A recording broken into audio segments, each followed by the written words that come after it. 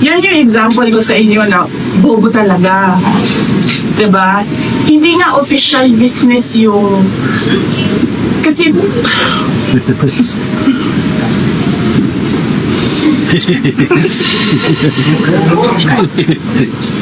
kailangan ko pa ba mag-explain? Sige, kailangan ko mag-explain nito, no? Kasi ang kausap mo medyo mahina, diba? So, sige. Kapag gumagamit ka ng pera ng gobyerno, yan yung official business. Kapag hindi mo ginagamit yung pera ng gobyerno, mag-leave ka at yan yung personal. Okay? Kapag gumagamit ka ng pera ng gobyerno, official business yan, kailangan mo mag-report. Magsabihin ng report.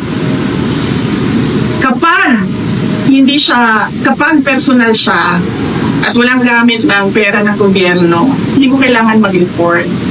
So, ganun lang yan simple na kailangan ko pa i-explain. Kakulangan po sa kaalaman sa batas, sa ethical standards ay hindi po maikukubli sa pagmumura o pang-iinsulto.